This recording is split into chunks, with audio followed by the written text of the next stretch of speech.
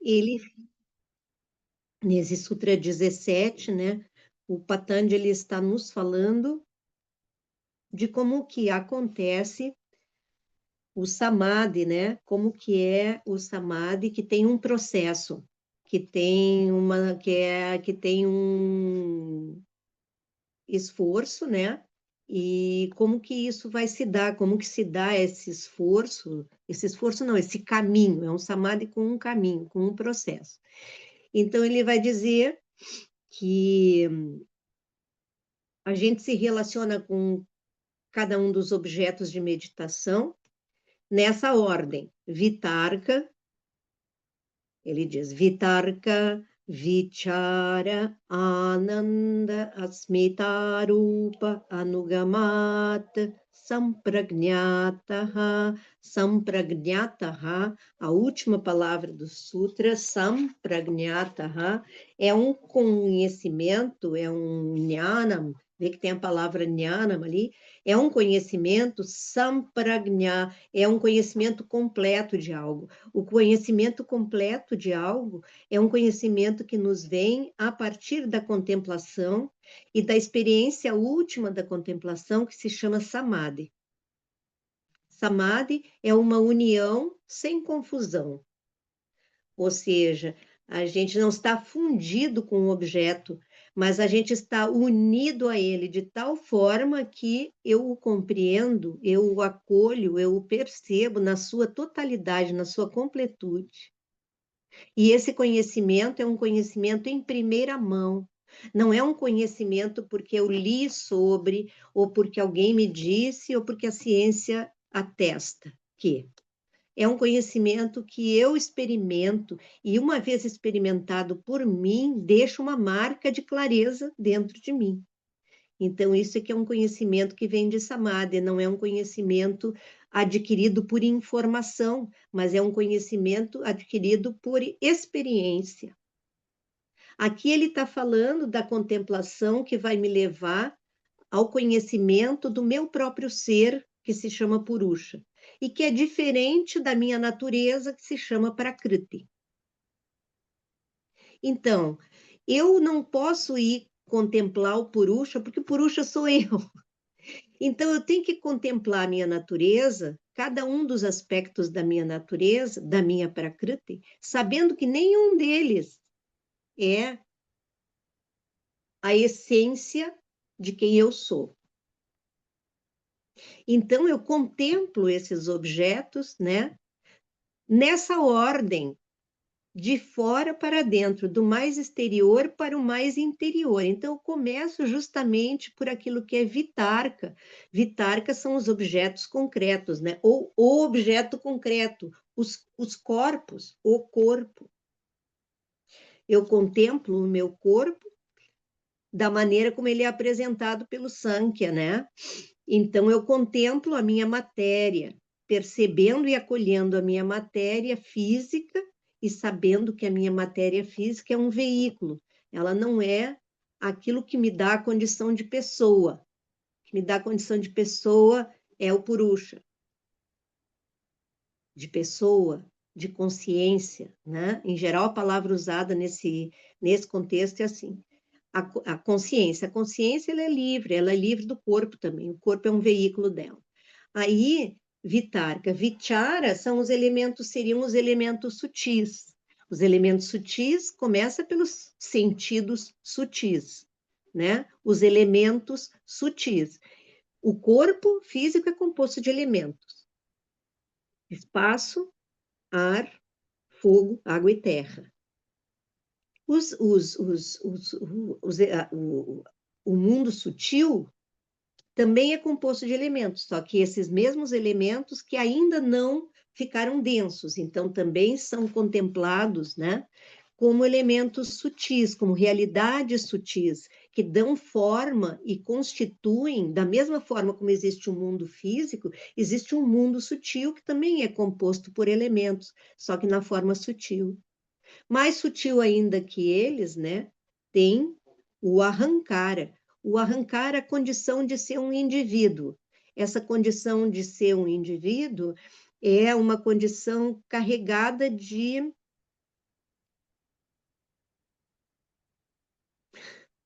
carregada de características e de emoções e de experiências, de crenças, de história, né? Às vezes isso é chamado de Ananda. O anterior é chamado Vichara, né? Então, Vitarka, objetos concretos, Vichara, objetos sutis. Ananda está relacionado com a esfera do Ahankara, né? Porque ser um eu é essa esfera de plenitude, né? Desse tecido na base de beatitude, né? Ananda. Mas que, claro, esse Ananda sofre muitas repressões, marcas, deturpações, então vão dando toda a nossa história e aquilo que faz um eu. E, finalmente, Asmitarupa. Asmita é a forma primeira do Buddhi, né? Asmita é eu sou, unicamente. Não é eu sou um eu. O Ahankara é eu sou um eu. O Buddhi é eu sou, primeira inteligência que surge, né? Então eu vou contemplar isso nessa ordem, do mais grosso até o mais sutil, né? E o máximo que eu vou chegar com isso é conhecendo isso como Prakriti, como a matéria física e sutil da qual tudo é composto. Não só eu, tudo é composto disso, né? A vida material é composta desses elementos. E eu sou a consciência que vê esses elementos. Então, vai ter ali um salto, né? Mas, enquanto eu estou compreendendo esses elementos que pertencem à Prakriti, o Samadhi que eu vou ter em cada um deles é chamado Sampragnata Samadhi.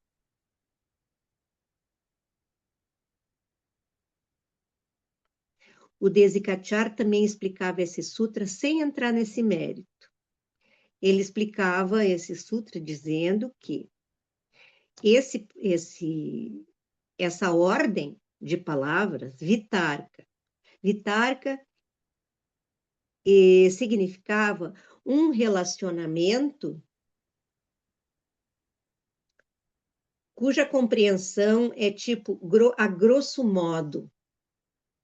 Vitarka indica uma relação com um objeto ainda não fluente, uma relação um pouco grossa, a gente poderia dizer, porque Vitarka quer dizer grosseiro, né?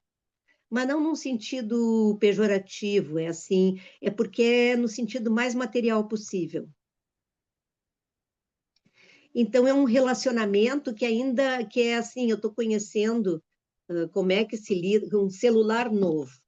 Ganhei um celular novo. No meu relacionamento com ele, na primeira semana, vai ser o típico relacionamento Vitar, que eu vou ter vontade, dependendo da pessoa, vou ter vontade de jogar o celular pela janela, porque eu estava acostumado com o anterior, então tudo é meio grosso assim na minha relação, eu não entendo, não tenho fluência, não lido bem com o negócio. Isso é Vitarka, né? Esse tipo de relacionamento. Vichar é assim, quando eu já conheço um pouco o ser ou o objeto com o qual estou me relacionando. Eu já entendo os sinais, eu já escuto os silêncios, então eu já posso ter com ele uma relação mais sutil. Então aquilo fica fluente, a relação flui, né?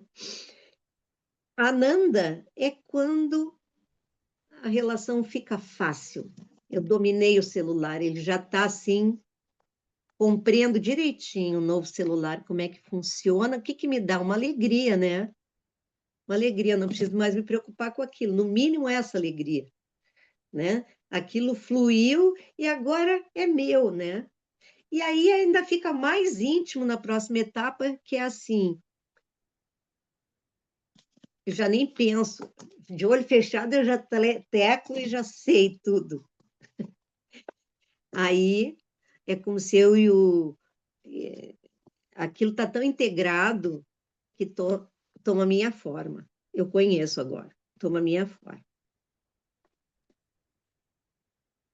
Então, percorrer esse processo, ele diz anugamata, anugamata, seguindo, gam é ir, né? Seguindo esse caminho, né? Seguindo esse processo, essa marcha, esse gam, eu alcanço sampragnata.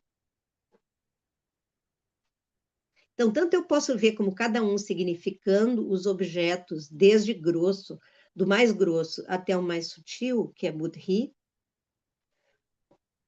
ou eu posso ver de forma mais horizontal como todos os processos de aquisição de um conhecimento. Primeiro, a relação é meio rombuda, assim, né? Com arestas, a gente se bate. Depois ela começa a fluir, aí ela é mais sutil. Depois, quando eu já conheço, mais ou menos entendo os sinais e os silêncios e conheço aquilo, ai, que alegria, né? Quando eu vejo que eu adquiri alguma coisa, eu conheço alguma coisa que foi nova um dia, né? Eu tenho uma alegria. E finalmente aquilo toma, eu integro aquilo. Aquilo passa a fazer parte de mim. Aquilo que antes era um objeto que eu via lá fora, depois ele passa a existir dentro de mim. É sempre assim, quando uma coisa é muito bem conhecida, né?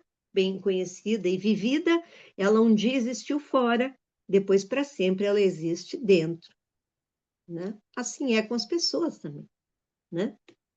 Mesmo que as pessoas desapareçam da nossa vida, as pessoas que a gente teve uma relação verdadeira, seja ela positiva, ou às vezes positiva, mas com dificuldades, todas elas um pouco são, mas um dia essas pessoas existirão fora de nós e depois existirão para sempre em nós, né? Porque esse conhecimento foi feito, ela passa a existir então no meu mundo inteiro. Então esse é um processo, os passos de qualquer conhecimento, na verdade, de conhecimento em primeira mão. Conhecimento em que eu tenho um verdadeiro contato com algo, uma união com aquilo então segue esses passos e deixa esse sinal dentro de mim, a própria existência daquilo. Mas se eu quiser pegar em termos do processo específico da meditação de yoga que ele está apresentando, cada um deles vai se referir àquele quadro lá que a gente viu do sangue. Primeiro, os elementos grossos, depois os elementos sutis, depois a mente, manas, depois a ahankara, a mente com os elementos sutis, né? A mente está sempre ali. A mente, que é aquela que está mais pertinho dos sentidos. Depois o ahankara, o eu, né? O eu sou eu. E depois o só eu sou, que é Buddhi, que é essa pura inteligência, que é aquilo que nos permite ver o nosso próprio ego, que nos permite nos diferenciarmos daquilo que a gente herdou, ou daquilo que se formou na nossa personalidade como reação às experiências que a gente viveu.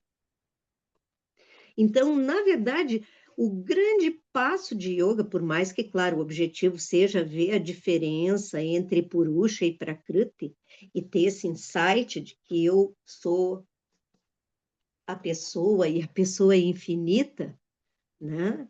Eu sou aquele que é, eu sou o eu sou Atma, eu sou Purusha. O grande passo, um grande passo, e já é uma grande coisa, é sair de Ahankara e ir para Buddhi. Poder se instalar a maior parte das vezes nesse lugar em que eu vejo as coisas acontecendo de um ponto de vista mais interno, com uma luz mais forte. É como se então eu tivesse uma capacidade maior de perceber as realidades a partir de um ponto de vista que me inclui, mas que não nasce do meu umbigo, né? E que eu posso então avaliar situações com liberdade, né?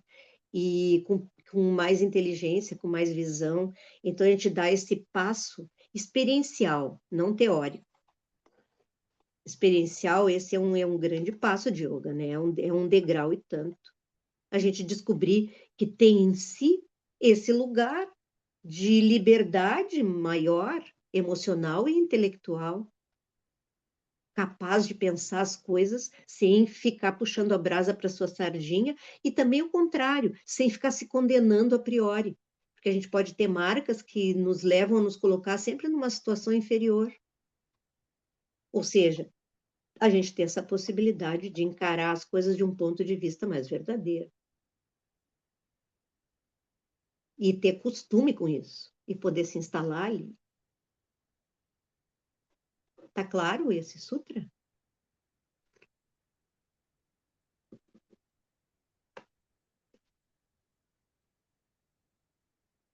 O pressuposto dele, assim, digamos. Nasa, posso, assim, me ocorreu uma seguinte ligação com aquele estudo que a gente fez dos pássaros, dos coxas, né, dos invólucros. Eu tive a Uhum. impressão que casava bem, assim, né? A gente começa com uma coisa mais densa, essa contemplação desse corpo de alimento, a Namaya coxa, e aí vai Exatamente. indo para esse até chegar nesse interior que não tem nem que tá lá, né? Que é o tal do Purusha, né? No pássaro ele chega em Purusha, né? Aqui seria uma Ele chega, ele chega em Ananda Maya, que é esse corpo de desejo, né?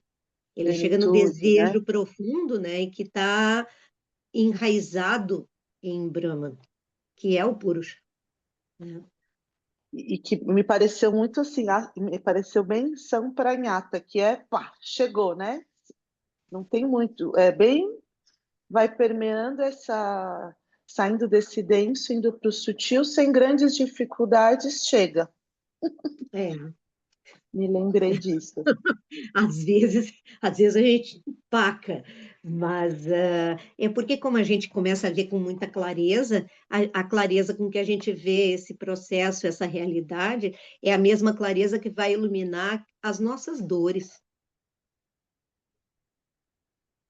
as coisas pelas quais a gente passou e não teve como lidar. Vai iluminar também o nosso narcisismo, né? Vai iluminar nossa, nosso egocentrismo, vai iluminar tanta coisa, né? Que a gente vai ficando mais iluminado, mas essa luz, ela não vai iluminar só aquilo que é bom, ela vai iluminar tudo que é. Então, por isso que no meio dessa travessia, muitas vezes a gente tem que se dar conta e passa por contemplar suas defesas, seus medos, suas experiências dolorosas, traumáticas. É importante, né? Não dá para passar batido por ali, né? Passar por ali de avião e ir direto para a iluminação. Assim, isso é o sonho de toda pessoa que procura yoga. Ela quer passar direto de avião pela parte difícil e de preferência com um grande mestre barbudo. E aí, tchum, passa por ali incólume e acorda no céu. Ah, e só que em algum momento ela pode até ter essa experiência, em algum momento ela vai ter que descer do céu para fazer a capina,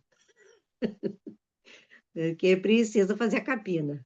Essa parte está incluída no contrato. Então, está no contrato de Patanjali. Ele não fala explicitamente disso, mas está no contrato em letras miúdas, assim, bem pequenininhas. Então, é isso, né? Quando chega ali no arrancara, ali vai a minha história, ali tem a minha história. Quem não tem na sua história, né? As coisas que doeram, as coisas que faltaram. Chega uma hora que a gente tem que olhar para isso e não passar um verniz em cima. Superar mesmo, né? Abraçar mesmo com amor aquilo tudo. Às vezes precisa dar alguns passos para isso. Às vezes é rápido, para cada um é de um jeito, mas o fato é que a gente precisa passar por aí. Às vezes a gente tem medo. Dependendo de quais são as marcas, às vezes a gente tem medo.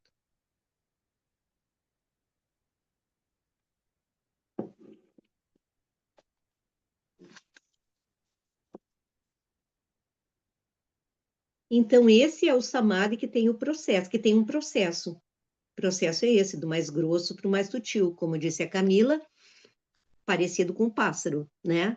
O pássaro do corpo, depois o pássaro da nossa dimensão intelectual, depois o pássaro da dimensão de Buddhi, da nossa clareza, dos nossos valores, depois o pássaro de Ananda, do desejo de vida, do desejo de encontro, e cada um deles é mais interno ao outro, mais interno no sentido de que é mais sutil. Então, todo o caminho vai ser sempre do mais grosso para o mais sutil, do que é mais visível, do que aquilo que não está tão visível. Por isso que também o trabalho de yoga, quando começa pelo corpo, é isso, começa pelo que é o mais visível, porque ali está tudo. Não é que o corpo é uma parte exterior, não. O corpo sou eu também, né? No meu corpo estão todos os outros corpos, esses outros. Mas o corpo que é visível é esse corpo. E trabalhando esse corpo de uma determinada maneira e colocando respiração nesse corpo, vai trabalhar com todas as memórias que esse corpo carrega e com o corpo sutil que está ali.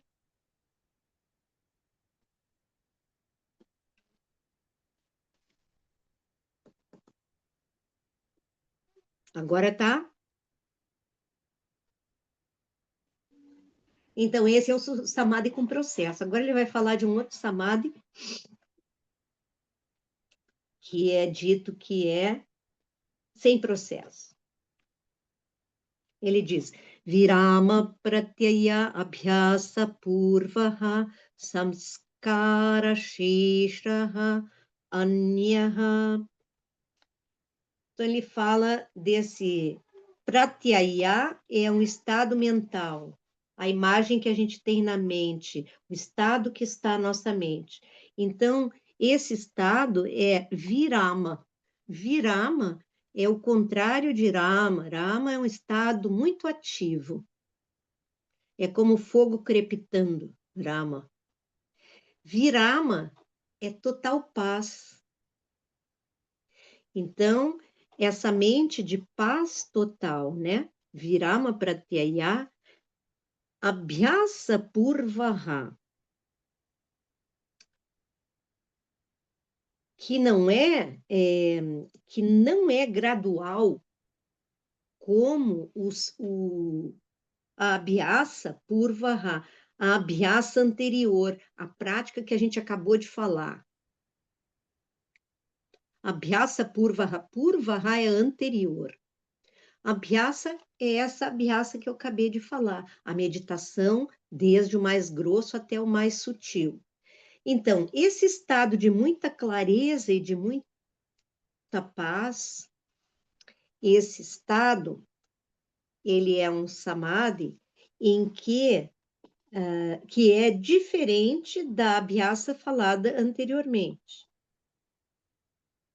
Samskara sheshaha. Samskaras são as marcas, né? As marcas estão sheshaha, adormecidas, ou em estado residual, ou em estado latente. Todas as marcas.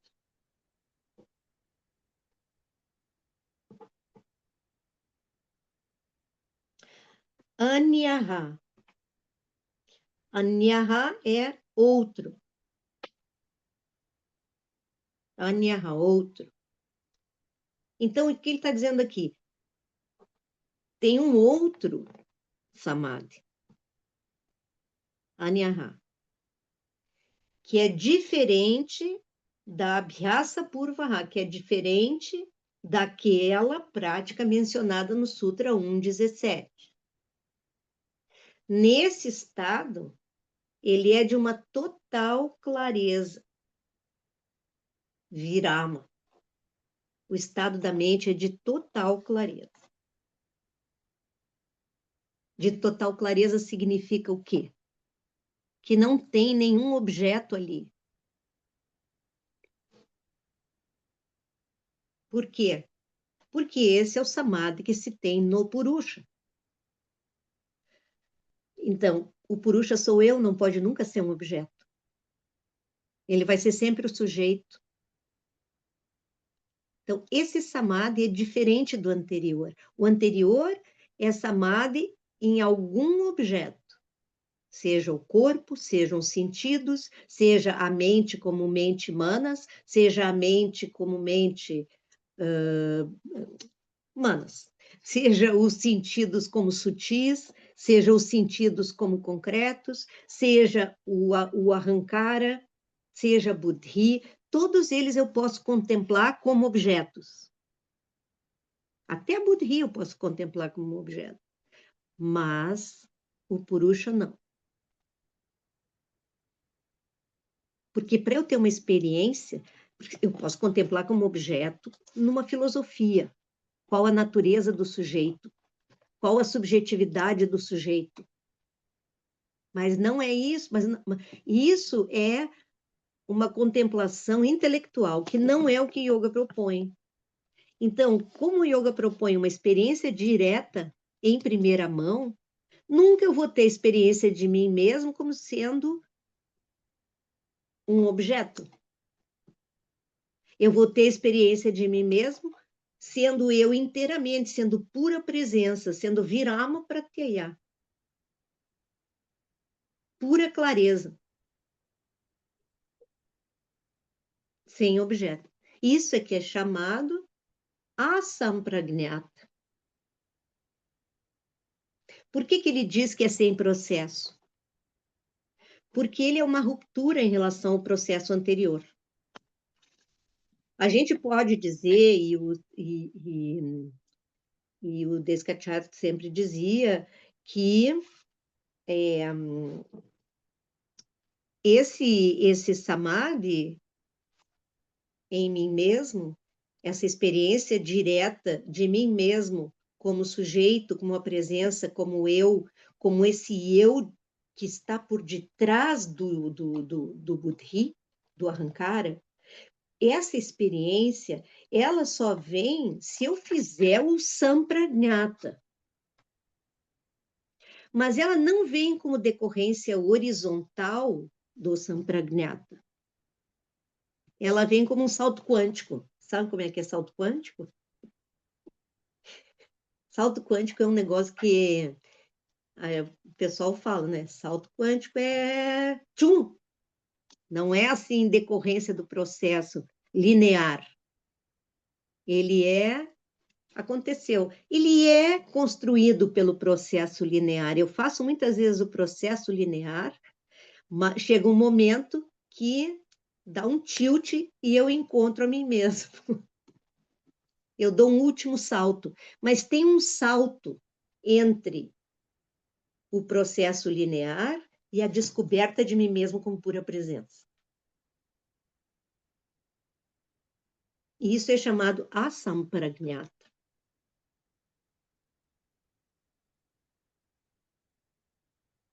Isso aqui são meandros da meditação, né? Talvez a gente... mas o Yoga Sutra começa por aqui, né? Então a gente está indo por aqui. Talvez a gente fosse mais útil começar pelo segundo capítulo, para quem nunca viu nada, né? Mas aqui todo mundo já viu. Então, eu calculo que vocês já tenham navegado aí por esses igarapés. São os igarapés, assim, né? Curvinhas, e, né? Tá claro, assim, pelo menos a lógica do que eu quis dizer?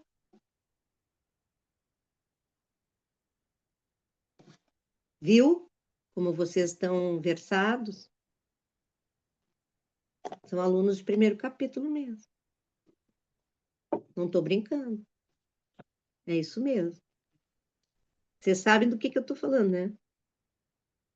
Aqui nisso tudo, sabem, né? Vocês estão familiarizados com esse mapa. Esse virama pratyaya é tipo quando cai a ficha.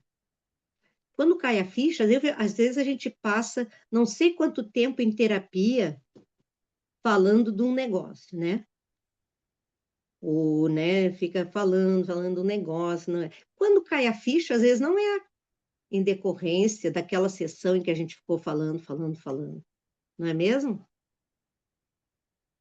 Aí um dia a pessoa está tomando banho e cai a ficha. É um salto quântico. Mas a gente pode dizer que essa caída de ficha tem a ver, está relacionada, tem ressonância com todo o esforço anterior, com toda a prática anterior. Mas não é um resultado imediato da prática anterior. Ele vem quando ele vem. Ele vem como de outra natureza, ele vem como um salto.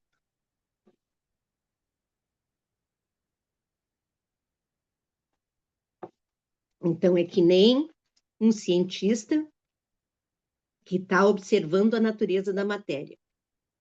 Aí ele está lá, observando aqueles aceleradores de partículas, e aí vai, foi. Pode ser que eu esteja fazendo um resumo meio assim, a la Miguelão, como se diz aqui no Rio Grande do Sul. Mas é mais ou menos isso, né? Acelerador de partículas, matérias, partículas, aquela coisa, de repente ele vê que a matéria não tem uma unidade última, única, indivisível, e tem aquele negócio assim absurdo que a matéria, que a partícula, ela ora está aqui, daqui a pouco ela desaparece e aparece lá. Então ela não tem, a matéria não tem uma densidade, uma regularidade, são probabilidades. E aí, o que mais que eles descobrem? Que o fato daquilo estar sendo observado muda o comportamento daquilo que está sendo observado. Então, o que acontece? Ele está olhando lá, matéria. Daqui a pouco ele tem que olhar para trás. Tum, ele se dá conta que a presença dele atua, muda. Se eu quero que o negócio apareça lá, talvez eu condicione de alguma forma.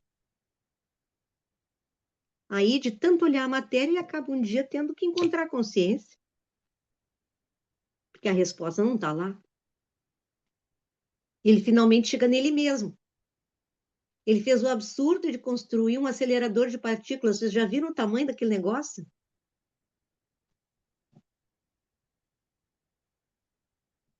Deve consumir mais energia do que inteligência artificial. Ligar na tomada um acelerador daqueles... Você já pensou? Olha o investimento.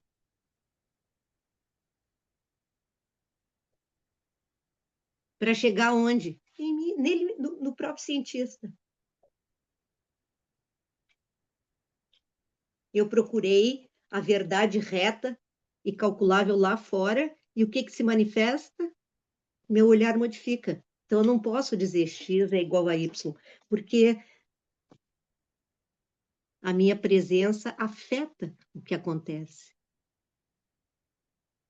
Então, o que será mesmo consciência? Ah, sou eu. Chegamos. Tem um salto aí, né?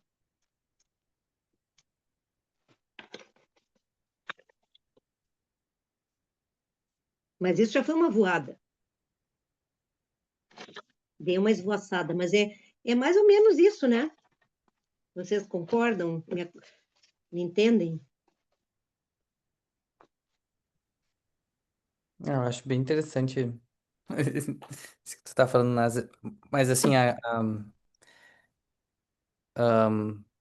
eu, eu acho que fica mais fácil, pelo menos no início, assim, entender, por exemplo, no sutra anterior, né? Aquela interpretação do Desikachara, assim, a gente pode pensar em qualquer forma de conhecimento, né? A gente se esforça, vai lá de novo, e daqui a pouco vai ganhando uma confiança naquilo, e aí às vezes dá um estalo. Ah, entendi, junta. A gente nem sabe bem como Uhum. juntou, às vezes dormiu uma noite, acorda no outro dia. É um jeito simples, assim, de talvez ter uma noção do que tá, para onde tá apontando, né? Esse sutra. A gente pode começar com objetos concretos, simples, né? Sim. Para poder ter essa experiência de samadhi, né? Um conhecimento que é em primeira mão. A gente contemplar, sei lá, uma rosa, uma flor. Coloque ela ali no seu altar de meditação, ou na sua mesinha, e procura olhar com toda atenção.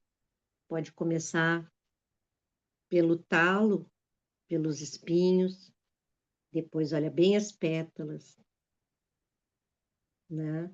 E percebe o que aquela presença comunica. Que qualidade tem ali, né? O que aquele ser com aquela forma? Eu também tenho uma forma, imagina, vocês estão diante de uma forma completamente diferente. O tronco é verde, os bracinhos são os espinhos. A cabeça é linda, cheia de pétalas. E tem um perfume, e tem uma presença. E aí pode pensar, aí isso está contemplando a forma sutil, concreta, vitarca. Aí é possível, né, que aquilo vá para a parte mais sutil, que qualidade que ela tem. Seria beleza? Seria talvez realeza? Às vezes uma flor como a rosa tem uma capacidade de comunicar uma realeza, né? Uma perfeição. Aí a gente vai ficando com essas qualidades e vendo aquelas qualidades ali. Aí dá para ir mais longe do que isso. Até que lá pelas tantas, aquela rosa, naquele momento, com aquela presença daquele momento, dá o recado dela para cada um de vocês que fizer isso naquele momento. Chega um momento desse processo de envolvimento em que a rosa começa a falar. Não falar com palavras, mas ela comunica alguma coisa a respeito dela.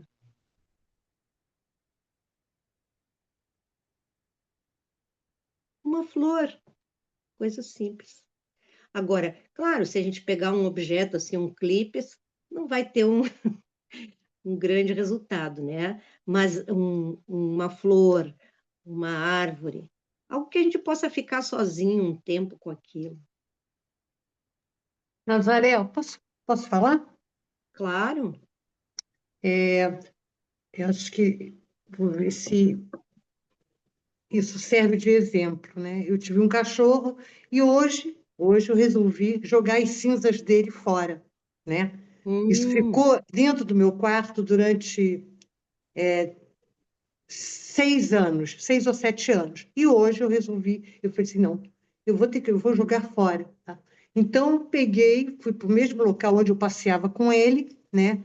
E uhum, joguei as cinzas na floresta, né?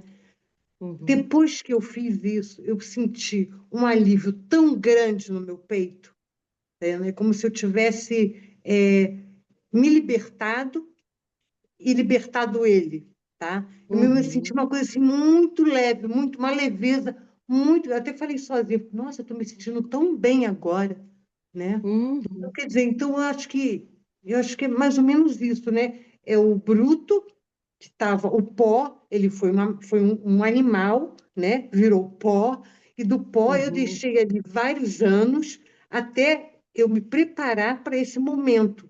E quando eu fiz uhum. o momento, né? O depois foi essa leveza, esse alívio.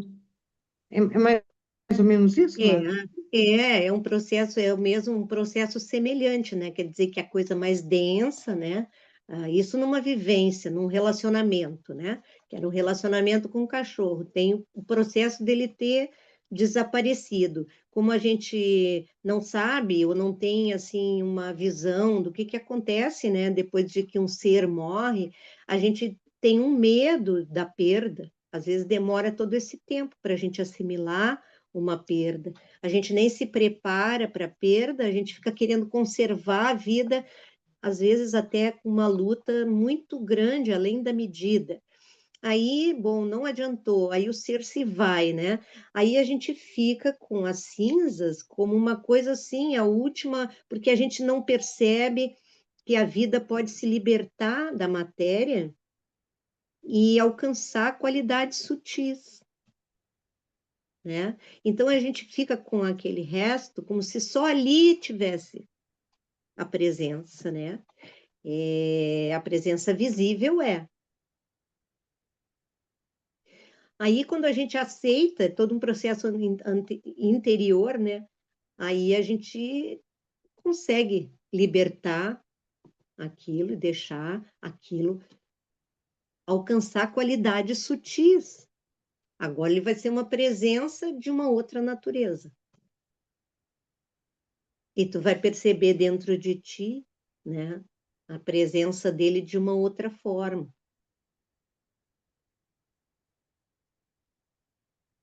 Então não tem fim as coisas, elas mudam de estado de presença, mas elas não têm fim.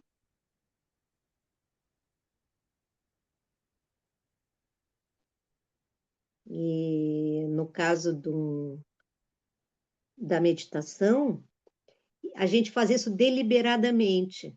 A gente faz deliberadamente, a gente contempla algo deliberadamente para ter a experiência de cair a ficha.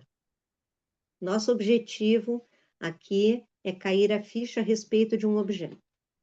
Isso é Sampragnata Samadhi. Sampragnata Samadhi é cair a ficha. Tá?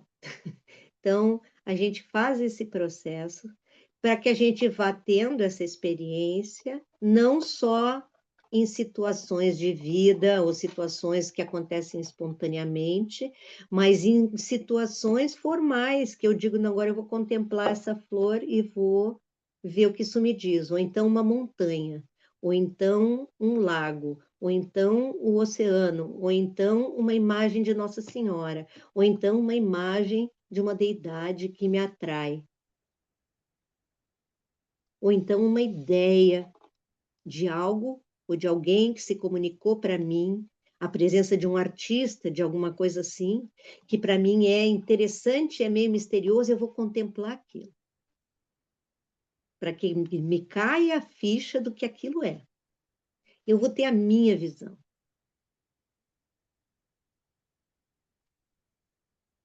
Isso é o exercício, essa é a abhyasa. Essa é a prática de Sampragnata. Tem que ser sempre algo que esteja a meu alcance, tá? Não vou contemplar sei lá, uma fórmula quântica lá, não sei de onde. Nem sei do que aquilo fala, não vai cair a ficha nunca. Tem que ser alguma coisa que esteja no meu universo, que seja do meu agrado e que esteja no meu nível de compreensão. Por isso que um objeto da natureza é, é alguma coisa que está no meu nível. Eu posso compreender uma árvore, eu posso compreender uma montanha, compreender nesse nível, né? Quando tem um vídeo do Desi Kachar, quando ele foi à Nova Zelândia, uma vez, um vídeo muito antigo, era ainda videocassete, eu tenho, nunca converti esses vídeos, e é uma pena, porque ali é um conteúdo muito legal, e ele fala sobre isso, que era meditação, né? Aí ele está diante de uma montanha ali na Nova Zelândia, ele fala que as pessoas, a gente passa por essa montanha, é como se ela já fizesse parte do cenário, mas ela é um processo vivo, né? Uma montanha é um processo vivo, e ela está ali há não sei quantos séculos, mas ela está ali viva, viva quer dizer, ela tem mudanças que acontecem, né? Sedimentações e tal, e ela tem uma presença tão firme, né? Ele começa a falar com a montanha, assim, ele induz o olhar da gente para olhar para aquilo assim e se relacionar com aquilo, com a firmeza que aquilo tem. Primeiro ele fala só nas características visíveis da montanha, depois ele começa a falar nisso, o que que uma montanha transmite, né? Então lá pelas tantas, ele diz, lá pelas tantas a gente fica quieto e escuta o que que a montanha vai dizer.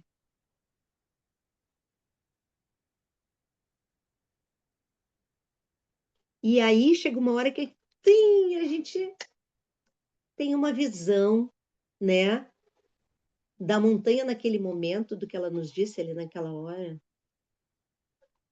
E aí a gente tem o gosto do que é samadhi, esse conhecimento em primeira mão. Né? Então, os poetas, por exemplo, os poetas, eles têm isso, eles olham com um olhar completamente novo para as coisas. Eles têm uma relação em samadhi com as coisas. Se vocês lerem o Manuel de Barros, por exemplo, a maneira como ele descreve as coisas da natureza são presenças vivas para ele. Não são acidentes geográficos explicados pelo livro de geografia. É a própria vida falando com ele através do cenário natural que ele descreve. Ou então, sobre montanha, eu sempre me lembro daquela música do Chico Buarque, que é... Depois vocês botam lá no Spotify. Eu acho que é Dois Irmãos. Sobre o Morro Dois Irmãos.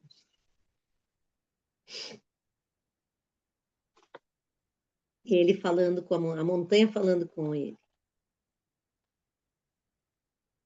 É muito linda essa letra.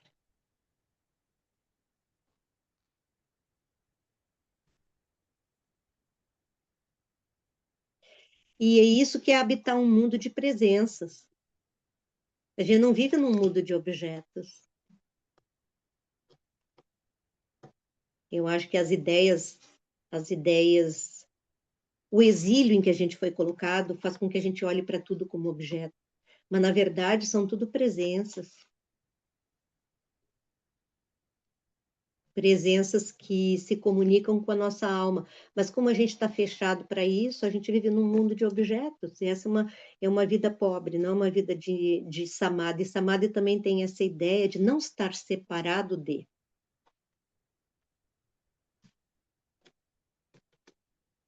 E isso é uma coisa que qualquer um pode recuperar, não sem algum esforço, tanto que a prática chama-se abhyasa, né? Ela tem uma repetição.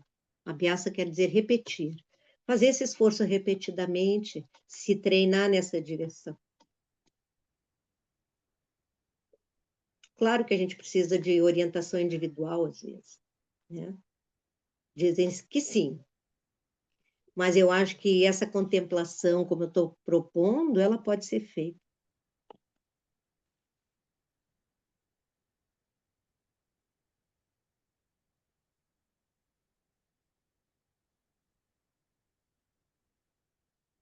Deu para entender?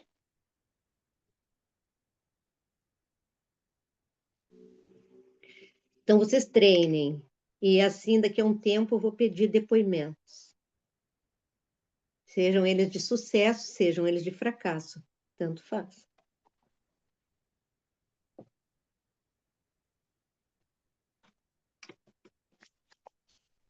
Aí ele vem para um sutra muito assim abstruso, como dizem os comentadores, mas que a gente tem que falar dele, esse 19, Bhava Pratyayo Videha Prakritilayanam. Esse sutra está ligado com o sutra, não esse imediatamente agora sobre a Sampragnata, mas com o sutra 17, que fala de Sampragnata. Também está ligado com o 18, porque ele fala também, aqui no Asampragnata, que seria esse salto quântico, caída de ficha, onde não tem processo, que seria o Samadhi no Purusha, tá?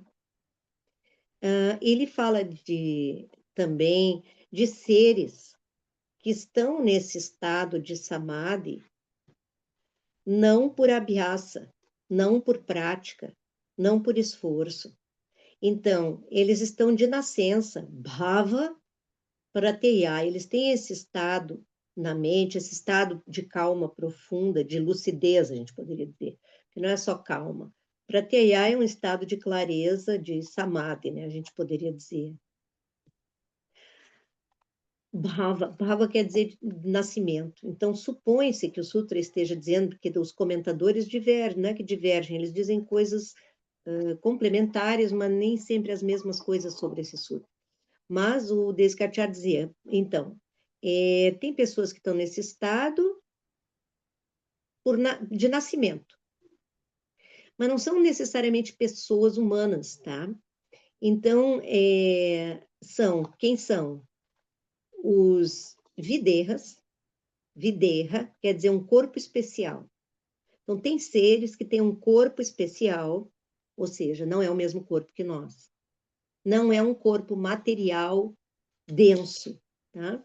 Videha é alguém que tem um corpo sutil, tá? Ele tem um corpo sutil, e ele não está separado desse estado de união com tudo e de clareza. Então, são devas, como existe na tradição da Índia. São devas são seres de luz. Na nossa tradição ocidental, seriam como os anjos, a tradição monoteísta ocidental, e essa figura existe desde lá dos judeus, nos cristãos, para os muçulmanos, essa presença de seres intermediários entre o absoluto, entre Deus absoluto e nós. Existem mundos intermediários e seres que fazem a comunicação entre esse mundo. E esses são os anjos, são seres de pura inteligência, né? Eles não têm um corpo denso. Eles não têm a experiência da ignorância deles mesmos e da ignorância de Deus. Então, eles estão em estado de samadhi, de não separação, de clareza. Sempre. Pelo tipo de ser que são. E também tem os Prakritilaya. Prakritilaya seria assim, um tipo de yogi que, uma vez que deixa o corpo físico, ele não segue o caminho, digamos, até o fim. Ele continua encarnado em algum dos estágios de Prakriti. Ele está imerso, dissolvido em Prakriti. Prakritilaya quer dizer isso. Ele está dissolvido em Prakriti. Então, ele pode estar dissolvido em qualquer um dos aspectos de Prakriti. Ele pode estar dissolvido na dimensão de Ahankara, pode estar dissolvido na dimensão... E ele tem... Aí também os comentaristas variam, né? Eles dizem que esses Prakritilayas, eles têm ignorância, assim, eles acham que eles estão em Samadhi, porque eles desencarnaram e estão experimentando, então, um tipo de sabedoria mais livre, porque eles não estão limitados por um corpo. Então, eles estariam meio que em Ananda Samadhi, mas é só até ali. Então, eles se dissolvem, eles ficam misturados com algum aspecto de Prakriti. Misturados não, dissolvidos. Então, eles não vão até o fim, até Purusha. Eles ficam em Prakriti.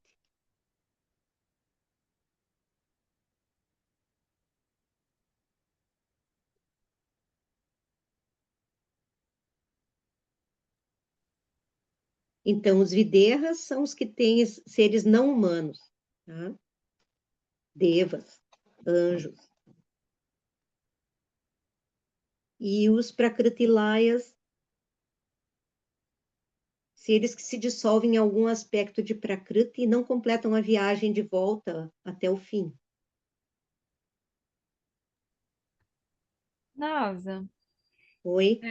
uma pergunta. Na cultura hindu, assim, tem algo sobre os elementais? Os elementais dos elementos, assim, né? Sei, aqueles... Eu nunca vi nenhuma representação nesse sentido. Assim, na chinesa até tem, Então, tipo, os dragões, coisas assim, né? Mas na pois hindu eu é, não lembro nesse sentido de representações dos elementais. tipo, protegendo a natureza, assim, né? Também não tenho certeza, mas é capaz que tenha, e isso não se comunicou para nós, mas é capaz que tenha em algum, nos Puranas, porque tem tantos seres, né? tantos É. seres, Ah, na verdade, de certa forma, mas aí é guardiões. como deidade, né? Tipo o Agni, tem o Agni, né? O deus do fogo, vai ter, né?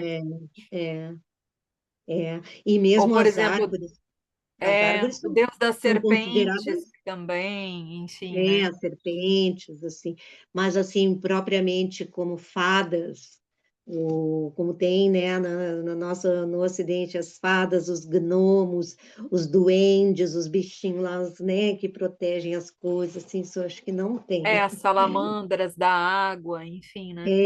Do Mas fogo, vai as saber, salamandras do fogo. pode ser É. que tenha, assim.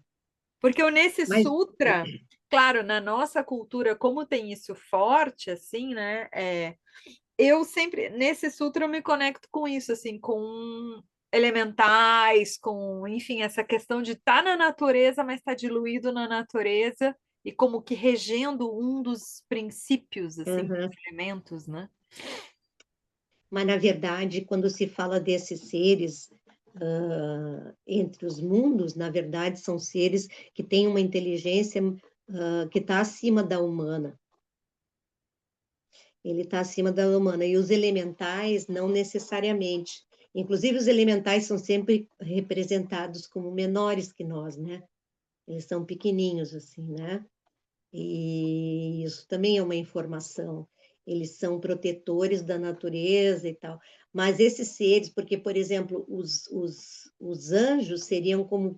O corpo de um anjo é um corpo de inteligência pura. É um corpo de luz, não é um corpo de matéria. E ele é um servidor, né? Ele é um servidor do que é mais elevado. Então, existe esse mundo intermediário, assim, né? E esse mundo intermediário, esses seres, eles estão num estado de mente superior ao nosso, que eles não estão imersos em avidya, os videhas. Mas eu penso nos Prakriti Lion, não é? Os prakritilas, os que estão imersos É. dissolvidos em prakriti, não E é necessariamente exatamente nesse teleportador. sentido de estar dissolvido, de como sendo quase que a própria Prakriti, né? Uma É, consciência ali da própria Prakriti. é, sabe lá que mundo é esse, né? Mas eles estão em samadhi. E o importante para nós é a gente saber assim, eles não estão dissociados do seu ser profundo.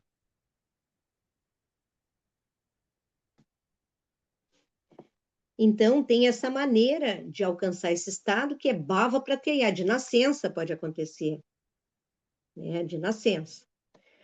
E tem aqueles que vão chegar lá através de prática. Aí são upaya pratyaya. Upaya pratyaya é através de um meio.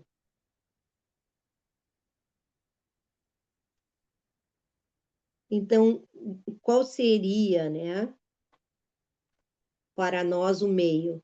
Para nós o meio, ele vai falar no sutra seguinte, né, a base. A gente que não está nesse estado, como é que a gente vai chegar lá? A primeira condição é Shraddha. É preciso ter fé, é preciso ter confiança de que é possível. Né? Shraddha, muitas vezes traduzido como fé, né? Não é fé no sentido religioso aqui, tá? É fé no sentido de confiança profunda em algo, né? O que é fé, finalmente, né? Fé é ter confiança em alguma coisa que a gente não tem certeza.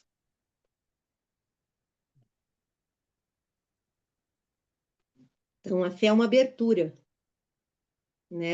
É uma abertura. Eu tenho aquela confiança, eu tenho uma abertura para experimentar aquilo, porque eu tenho uma confiança de que eu vou conseguir. Eu tenho uma confiança de que eu vou alcançar. Eu tenho uma confiança de que aquilo é real, de que aquilo existe. Então, eu não tenho certeza, mas algo me diz que é por ali, que eu posso fazer esse esforço, ou que eu posso experimentar isso. Então, isso é Shraddha. Se a gente não teve de nascença esse estado, a maneira como a gente vai alcançar é fazendo a abhyasa e tendo confiança. Mas a confiança é fundamental. Shraddha é fundamental. Porque vocês investiguem lá no fundo de vocês, né? Quando a gente ouve essas coisas aqui, ainda mais quando fala de devas, luzes e coisas assim, a gente, às vezes, a maior parte das vezes, a gente se exclui desse universo. É como eu estivesse de fora desse reino, né? Eu estou ouvindo falar de um negócio, mas é um negócio que existe, mas será que sou capaz de experimentar isso? Oi? Alguém?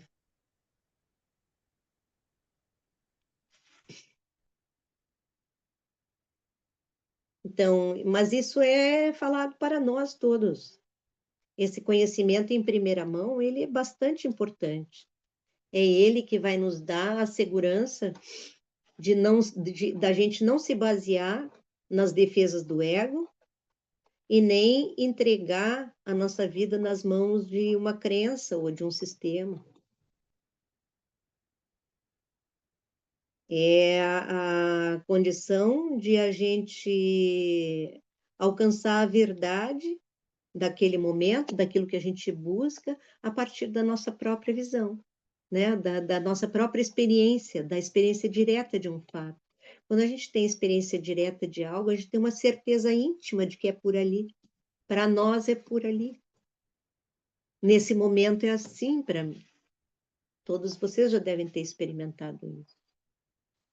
Por alguma razão, imagino que ela se tenha decidido. Naquele momento era o momento de largar as cinzas.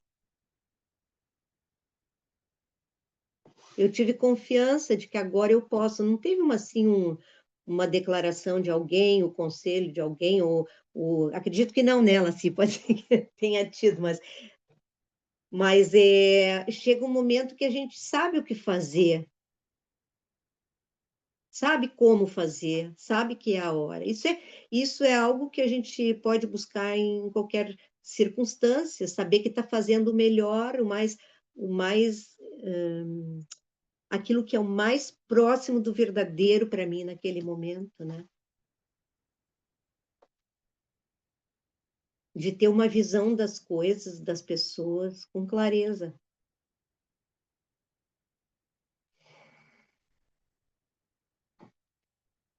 Que horas são? Tá, agora comentários, então. Então, na próxima a gente entra em Shraddha. Nasa, eu só queria voltar um pouquinho ali no anterior, porque eu acabei, né, trazendo para uma viagem, enfim, né, fomos, né, lá enfim, em outros aspectos, mas eu acho interessante trazer para o anterior, no Prakritilaya também, trazer uma coisa um pouco mais pé no chão, digamos assim, dos comentários mais tradicionais, né, que o Krishnamacharya falava também desse, como assim, os gurus, as pessoas que já nascem, né, com essa, quase que como um corpo especial, né, que eles manifestam samadhi às vezes desde criança, enfim, tem toda uma vida. E aí, claro, um dos exemplos que a gente mais conhece, né, é o Ramana Maharishi, né, que... Mas na tradição, esse é da tradição Advaita, até na tradição do Krishnamacharya, que são Vishishta Advaita, tem o Sim. Namalvar. Namalvar, eu me lembro Isso, que eu que é mais contei uma vez a antigo, né? história, né? Aham. Que ele nasceu e ele não chorava, nunca chorou. Daí ele não. Essa é a história que conta. A história mítica do Namalvar. Daí ele não chorava, daí não mamou também. E não precisava se alimentar.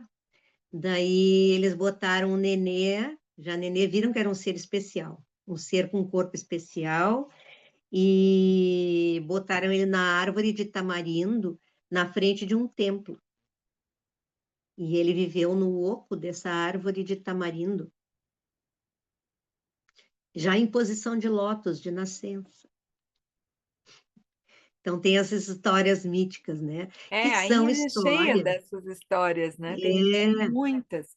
Então, que mostra, assim, a existência, eu vejo muito assim, que vem para, tipo, mostrar a existência de que tem coisas que estão para além da racionalidade, né? Que tem matérias que são específicas, é, especiais, né? exato. E a gente fica muito preso por causa das nossas condições físicas e os apegos que a gente tem, né? A gente fica muito estreito dentro dessa visão. E quanto mais a gente vai indo para os nossos mundos internos, a gente vai vendo que essas fronteiras, elas são muito aparentes. Agora mesmo, até a própria física está aceitando a ideia de que o espaço com objetos dentro não é uma coisa real. Existem vários espaços que convivem naquilo que a gente chama espaço, não é um espaço único. Eu não li ainda o artigo, mas é um artigo assim de ponta, tem a ver com umas outras coisas que eu estou lendo, estudando por outras vias, né? Eu digo, gente, mas até a ciência está admitindo isso, né? Então, essa visão de que a gente tem de que esse espaço que a gente habita é o espaço onde todos estão, né? A começar que não é assim, né? Imagina, se a gente perguntar para uma formiga, né? Quem somos nós? O que que é o planeta, né? Como é que ela vive dentro de um formigueiro? O que que é o espaço, né? Para um ser assim, né? Como diziam, como sempre o exemplo no budismo, né? Existe de fato o livro, chama isso aqui de livro, né? Existe de fato o livro. Se eu pegar esse livro do ponto de vista da traça que está lá dentro, não existe livro, existe a casa dela, que inclusive ela come. Então, não tem livro. O que será que a traça diria se ela pudesse desse objeto que, para mim, eu chamo livro? Isso nem não existe no universo da traça. A traça habita um outro espaço, não é o meu. A traça não está caída no mesmo espaço em que eu estou, não. A traça vive em outro lugar, em outro universo.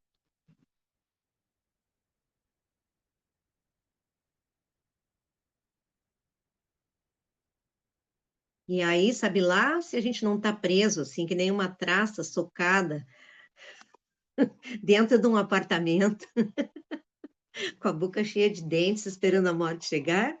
Será que é isso?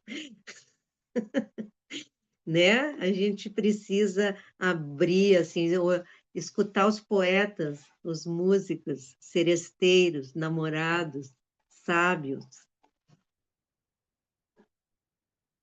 viderras, prakrtilaias, e para poder acessar o real.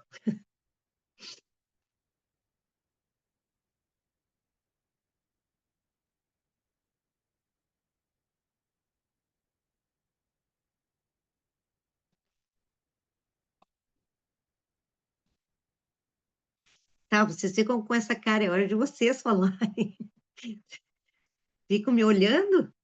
Minha parte terminou. Só isso que eu digo.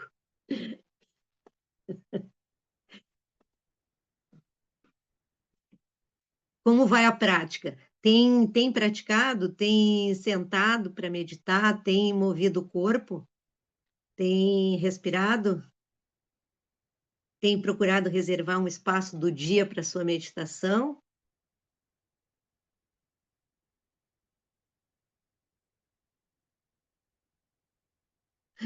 Olha, a abadia chegou. Eba! Viu só as instâncias superiores? Chegaram os viderras. Estão constantemente num corpo de luz. Aí um dia aparece. Não é assim, não. É só quando ela quer. É a abadia. Viderra, um corpo especial. Hoje fui abençoado. Hoje eu estou aqui em Minas, na festa de Nossa Senhora da Abadia. Ai, que E uma lindo! festa só para mim, sabia? Ó, Por mas isso que isso eu que eu estou apareci. dizendo. Por isso que eu apareci. É, mas isso que eu estou dizendo. O ser de luz aparece quando ele quer.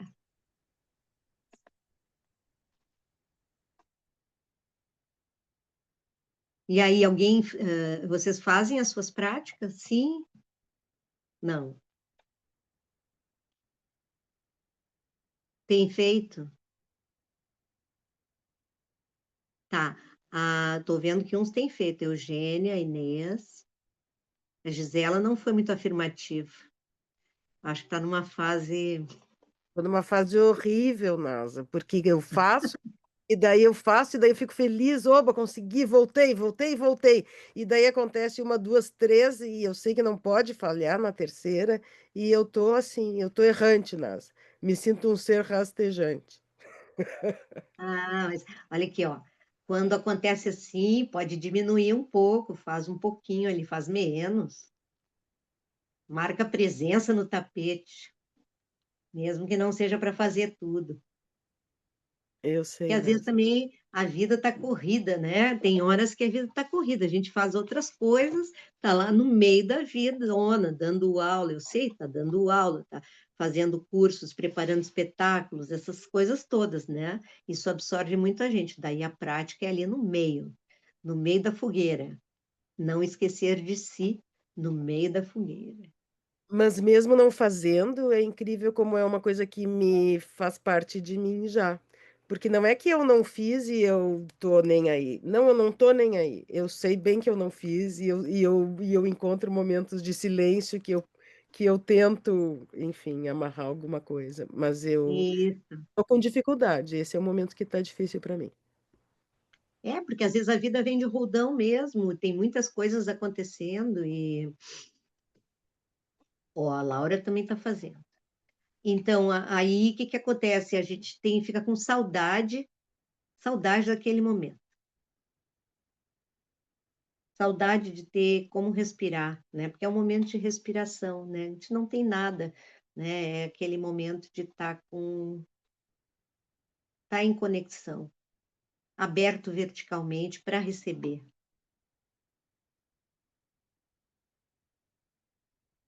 Não é mais uma coisa que a gente faz, né?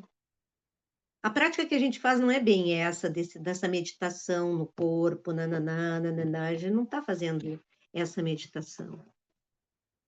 A gente está fazendo mais Ishvara Pranidhana, que é o que já vai vir, tá? Que, inclusive, o Krishnamacharya dizia que Kali Yuga, essa aqui não dá mais, as pessoas não têm mais condições.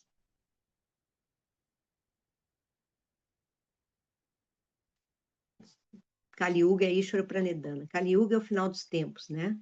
É essa época de final de ciclo, de destruição, de muito sofrimento por causa do desabamento das coisas todas, de muita injustiça que a gente vê, de muita falta de coerência, de muito abuso, de muita fragilidade também, que a gente vê à volta, daí a gente começa a ver o mundo se descompondo, assim, né?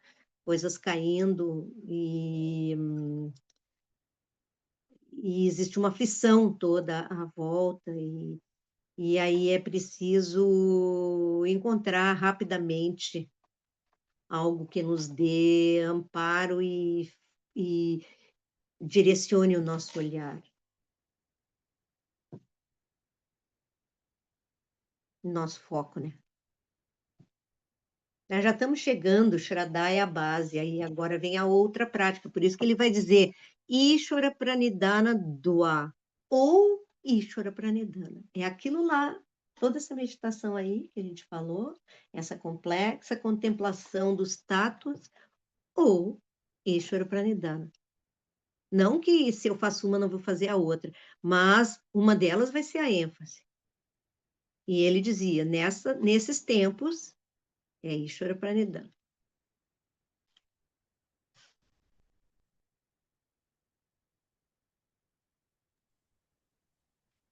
Que é um socorro veloz. Tá, pode dizer. Eu fico pensando, hoje eu estou, né, pensando aqui várias coisas, que teoricamente deveria até ser mais simples o contemplar os tátuas do que direto o Ishvara Pranidhana, né? Mas eu não sinto assim, eu sinto bem difícil contemplar os tátuas, eu realmente não consigo me conectar muito. Mas, teoricamente, ele deveria ser mais simples, esse passo a passo, assim, no caminho, né? Eu fiquei pensando agora sobre o que tu estava falando, de que o Krishnamacharya falava que não era mais tempos disso, que era muito difícil para a gente. É que precisa ter uma estabilidade, precisa ter uma mente contemplativa, tem que ter uma mente assim abstrata já desenvolvida para poder contemplar o corpo, ver que ele é formado de elementos, contemplar isso, ter samadhi nisso, dissolver o corpo nos elementos, depois dissolver os elementos densos nos elementos sutis, depois dissolver os elementos sutis na própria mente que os comanda, porque na verdade eles só existem por causa de manas. Depois dissolver manas no próprio Ahankara, porque ele é um instrumento desse eu indivíduo, o principal deles, né? Aí conhecer e acomodar o Ahankara inteiro, a tua personalidade inteira, e dissolvê-la em Buddhi, ou seja, soltar teu ego e perceber que tu é uma inteligência que está além de toda a tua história. Não é, esse ego é episódico, construído, formatado para essa vida. Mas tu vai fazer isso com amor, né? Senão não é descartar, né? E botando cada pedaço numa lixeira própria. Não, tu vai fazer isso com amor. Então, se antes tu estava governado pelo ego, agora o ego te habita, mas não é, ele é um instrumento. Só que ele é um ego ferido, então a gente tem que curar esse ego. Então isso leva tempo. O ego é sempre ferido, né? A maior parte das vezes. E aí tem que fazer essa cura, se dá o trabalho. Se dá o trabalho. E se dá o trabalho de fazer terapia, ou de falar com o professor, ou de falar com o mestre espiritual, ou de fazer algum tipo de intervenção sobre os ferimentos do ego, e depois, então, dissolver esse ego em Buddhi, dissolver verdadeiramente nessa inteligência. E aí, finalmente, poder perceber que esse eu sou que eu sou, esse sattva em Buddhi, não é a origem. Purusha é a origem, tá? Esse é o processo. Mas talvez tivesse que fazer conduzido por mim aqui. E não é o meu, não tem sido a minha coisa de conduzir assim, porque é uma meditação que eu fiz durante muito tempo em Vedanta. Mas atualmente na minha vida, na verdade, o que mais brota e amadurece e revela aspectos incríveis é a oração, a repetição do mantra. Me sinto mais ligada a isso, né? Então, isso foi a primeira coisa que eu transmiti, né? E essa eu tenho certeza que é universal e que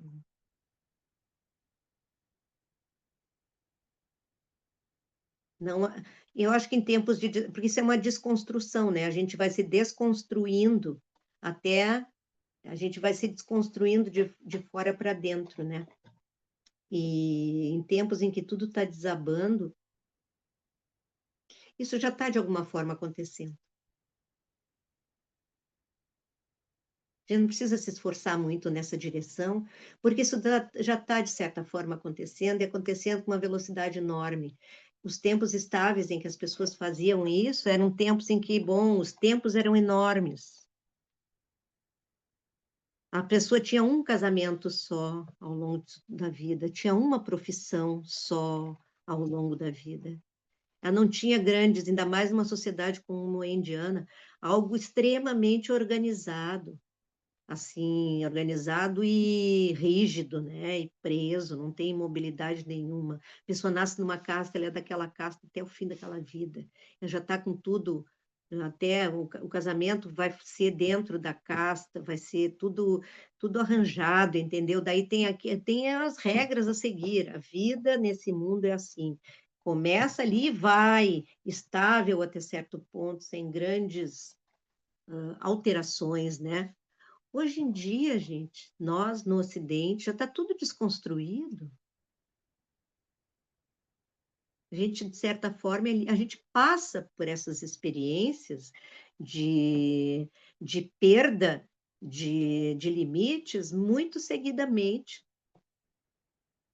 se não nós pessoalmente, alguém do nosso lado.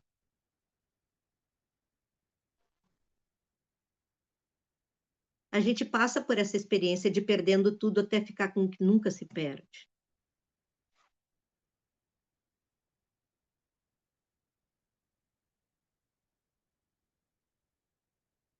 Então, eu acho que em tempos assim a gente precisa ter confiança naquilo que não se perde com nada, que sou eu.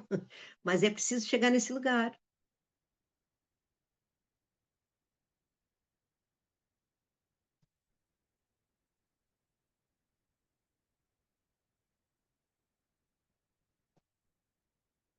O que que vocês acham disso? Falem aí, perguntem.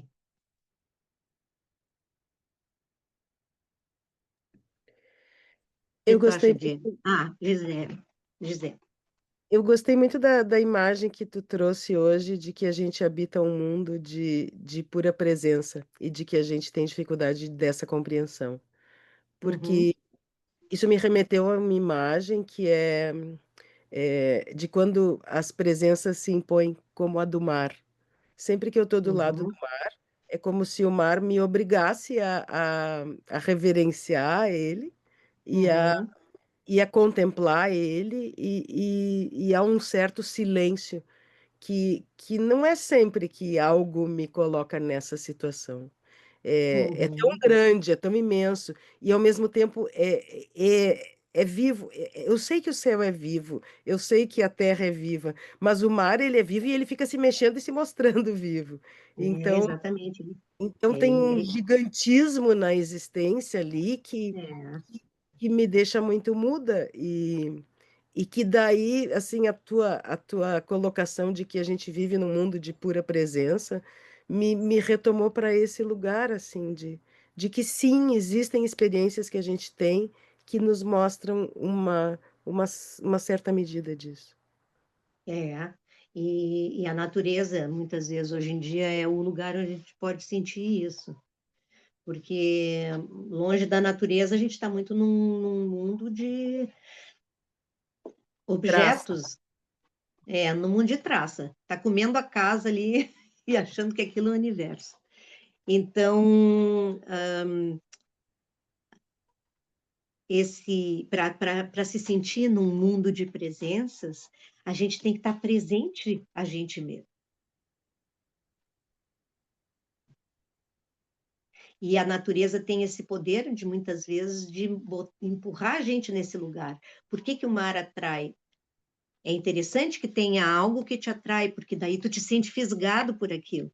O mar tem relação contigo, tu tem relação com o mar, ele te joga nesse estado.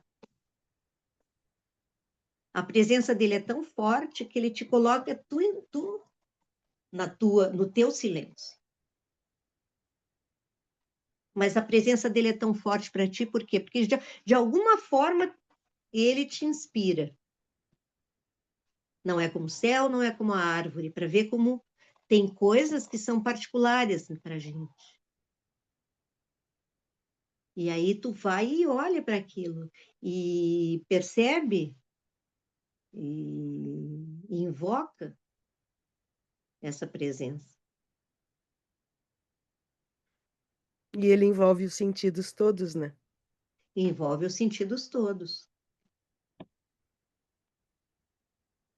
Tem que ser alguma coisa, tem essa relação, ela tem algo que é da ordem de Eros, né? É erótico não no sentido sexual, evidentemente, né? Mas é no sentido de que existe beleza e existe sensação.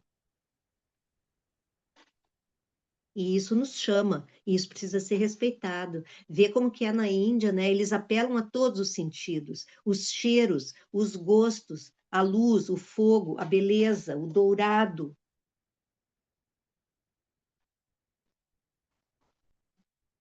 A gente tem que se sentir tocado, né? Tem uma relação erótica mesmo envolvida. Por isso que a gente muitas vezes tem que se desfazer daquele cheiro de naftalina da religião, porque aquilo socou a gente num lugar completamente fechado, sem ar, sem vida.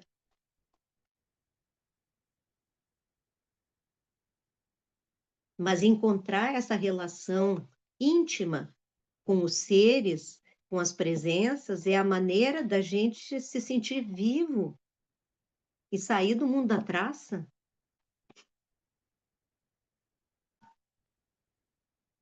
Isso está nas nossas mãos. Isso é a purificação da visão, a purificação do sentimento. Não é num sentido moral essa purificação. É nesse.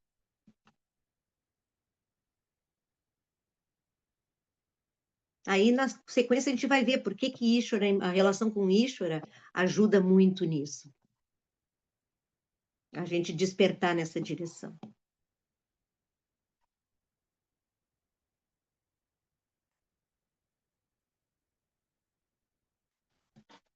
Tá bom por hoje, então?